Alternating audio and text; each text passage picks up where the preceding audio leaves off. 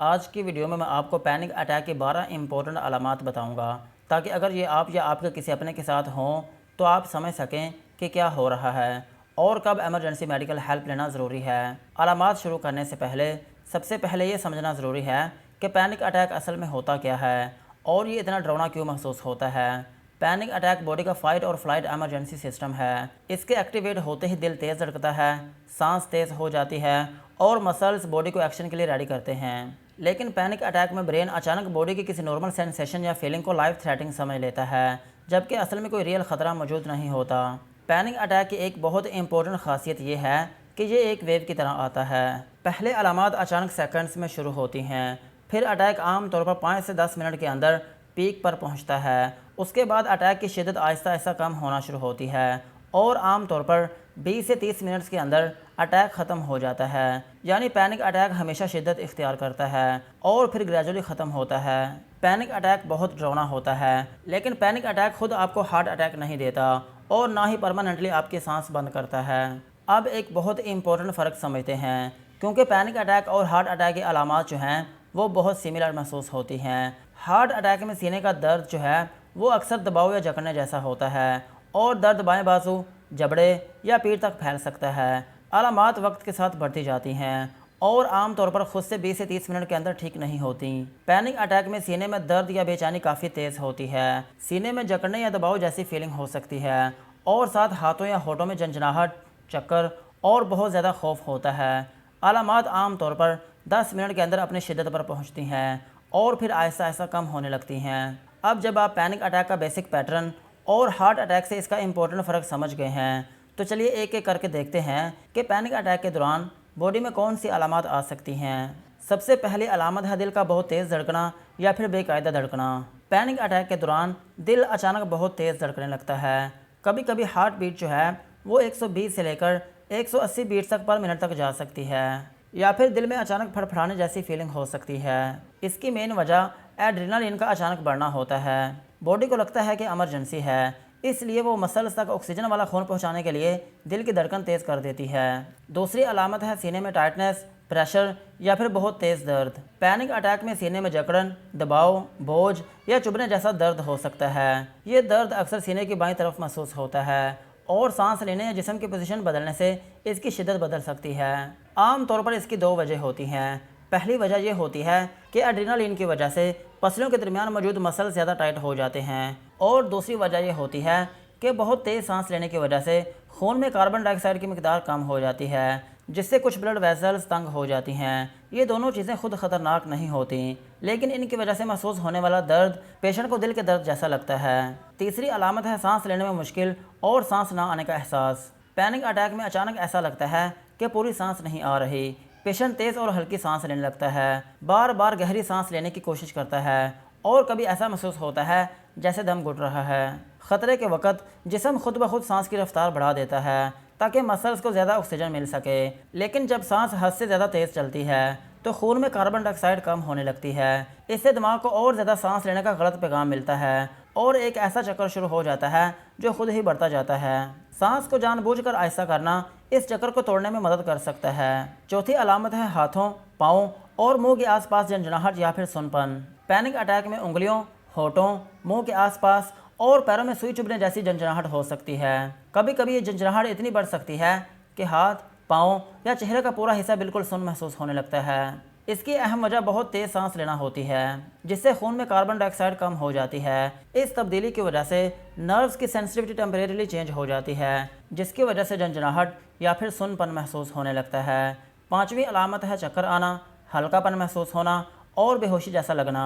Panic attack के दौरान ऐसा महसूस होता है कि जैसे सर घूम रहा है या पैर कमज़ोर और डगमगाने लगते हैं और ऐसा लगता है जैसे अभी बेहोशी होने वाली है। अक्सर पेशेंट को बेहोश होने का बहुत शदीद एहसास होता है, लेकिन असल में वो बेहोश होता नहीं। छठी अलामत है अचानक बहुत ज़्यादा ठंडा या फिर गर्म पसीना आना। पैनिक अटैक में अचानक पसीना आ सकता है। कभी चेहरे और पीठ पर ठंडा पसीना होता है और कभी पूरे जिस्म से बहुत ज़्यादा गर्म पसीना निकलता है। इसकी वजह सिंपैथेटिक नर्वस सिस्टम की एक्टिवेशन है। बॉडी फाइट और फ्लाइट के लिए प्रिपेयर होती है और स्वेट ग्लैंड्स जो हैं वो एक्टिवेट हो जाती हैं, जिसकी वजह से पसीना आने लगता है। सातवीं अलामत है कपकपी, लरजना और पट्टों में कमजोरी। पैनिक अटैक में हाथ और पांव साफ तौर पर लरज सकते हैं। कभी जिस्म के अंदर ऐसी कपकपी महसूस होती है जो बाहर से नजर नहीं आती, लेकिन शख्स को महसूस हो रहा होता है कि जिस्म कपकपा रहा है। कुछ लोगों के पैर अचानक इतने कमजोर होते हैं कि जैसे उनमें ताकत ही ना रही हो। एड्रेनालिन मसल को एक्शन के लिए प्रिपेयर करता है। जब एक्चुअल फिजिकल एक्शन नहीं होता तो ये एक्स्ट्रा एक्टिवेशन कपकपी और शेकिंग की सूरत में महसूस होती है। 8वीं अलामत है मतली, पेट में हलचल और फ़ौरन वॉशरूम जाने की ज़रूरत। पैनिक अटैक के दौरान शदीद मतली हो सकती है, कभी उल्टी तक भी हो जाती है, या अचानक पेट में ऐसा मरोड़ हो सकता है कि आपको फौरी वॉशरूम जाने की ज़रूरत महसूस होती है। ख़तरे के वक्त जिस्म जो है वो हाजमे के निज़ाम से तवज्जो हटाकर मसल की तरफ ज़्यादा तवज्जो देता है, जिसकी वजह से पेट में हलचल, मरोड़, मतली और फ़ौरन वॉशरूम जाने की ज़रूरत पेश आती है। बहुत से लोगों में पैनिक अटैक की पहली अलामत ही पेट में अजीब सी फीलिंग होती है। 9वीं अलामत है अचानक ठंड लगना या फिर शदीद गर्मी की लहरें महसूस होना। एक ही पैनिक अटैक के दौरान कभी अचानक जिस्म में बहुत ज़्यादा गर्मी महसूस हो सकती है और कुछ देर बाद सख्त ठंड महसूस हो सकती है। एड्रेनालिन और ऑटोनोमिक नर्वस सिस्टम की अचानक एक्टिवेशन की वजह से बॉडी का टेम्परेचर और ब्लड फ्लो सेंसेशंस जो हैं वो टेम्परेरीली चेंज हो जाती हैं। इस वजह से पेशेंट को गर्मी और सर्दी की बदलती हुई लहरें महसूस होती हैं। 10वीं अलामत है ऐसा शदीद खौफ कि यकीन हो जाए कि मौत होने वाली है। ये सिर्फ फिक्र या आम घबराहट नहीं होती। पैनिक अटैक में एक ऐसा शदीद और पुरजोश खौफ पैदा होता है कि पेशेंट को पूरा यकीन होने लगता है कि चंद लम्हों में उसकी मौत हो जाएगी, या फिर ऐसा महसूस होता है कि कुछ बहुत बुरा होने वाला है। उस वक्त दिमाग का खौफ पैदा करने वाला हिस्सा बहुत ज़्यादा एक्टिव हो जाता है, जिसकी वजह से सोचने समझने की सलाहियत जो है वो कुछ देर के लिए दब जाती है। 11वीं अलामत है अपने आप या दुनिया से डिस्कनेक्टेड महसूस करना। पैनिक अटैक के दौरान कुछ लोगों को दुनिया अजीब, गैर हकीकी या फिर ख्वाब जैसी महसूस होती है।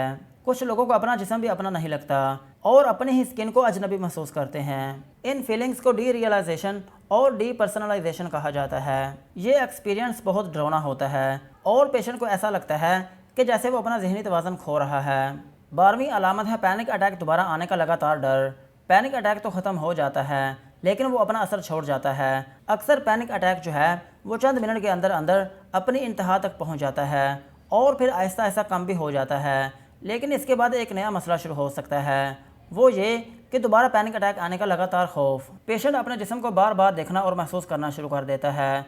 हर धड़कन, हर सांस और हर छोटी सी तब्दीली पर तवज्जो देने लगता है। लेकिन ये लगातार निगरानी घबराहट को और बढ़ा सकती है और कभी दोबारा पैनिक अटैक को जन्म दे सकती है। इसलिए अगर पहले पैनिक अटैक के बाद ये खौफ बार बार रहने लगे तो डॉक्टर से कंसल्ट करना काफ़ी ज़्यादा इंपॉर्टेंट हो जाता है। अगर ये वीडियो देखते वक्त आपको पैनिक अटैक हो रहा है तो वीडियो कुछ देर के लिए यहीं पर रोक दें और ये स्टेप्स फॉलो करें। पहली चीज़, सांस अंदर लेने से ज़्यादा देर तक बाहर निकालें। नाक से 4 काउंट्स में सांस अंदर लें, फिर मुंह से 6 काउंट्स में सांस बाहर निकालें। इसे 5 मरतबा दोहराएं। दूसरी चीज़, अपने आसपास 5 चीज़ें देखें। 4 चीज़ें जिन्हें आप हाथ लगाकर महसूस कर सकते हैं और 3 आवाज़ें जिन्हें आप सुन सकते हैं। इससे आपका ध्यान जो है वो वापस प्रेजेंट मोमेंट में आने में मदद मिलेगी। तीसरी चीज़, खुद से ये कहें ये पैनिक अटैक है, ये ख़तरनाक नहीं है, ये अपनी इंतहा तक पहुँचेगा और फिर गुजर जाएगा। चौथी चीज़, पैनिक अटैक से लड़ने की कोशिश ना करें। अगर आप इसे रोकने की कोशिश करेंगे तो घबराहट और बेचैनी मज़ीद बढ़ सकती है। इस फीलिंग को एक्सेप्ट करें और इसे गुजरने दें। 5वीं चीज़, अगर ये आपको पहला पैनिक अटैक है तो इसे खुद से पैनिक अटैक समझकर इग्नोर ना करें, क्योंकि पैनिक अटैक और हार्ट अटैक की कुछ अलामात सेम होती हैं। इसलिए डॉक्टर से मेडिकल इवैल्यूएशन करवाना ज़रूरी है। अगर आपको कभी पैनिक अटैक हुआ है तो आप जानते हैं कि इस एक्सपीरियंस को किसी ऐसे शख्स को समझाना जो कभी पैनिक अटैक से नहीं गुजरा कितना मुश्किल होता है।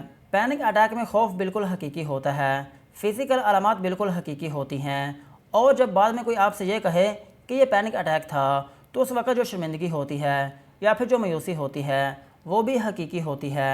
लेकिन पैनिक अटैक ड्रामा नहीं है और ना ही अटेंशन लेने की कोशिश है। ये आपके नर्वस सिस्टम का अचानक फुल एमरजेंसी मोड में चले जाना है और इसे सीरियस लेना ज़रूरी है। यहीं तक थी आज की वीडियो। अगर वीडियो यूज़फुल लगी हो तो चैनल को सब्सक्राइब करें और बेल आइकन को ज़रूर प्रेस करें।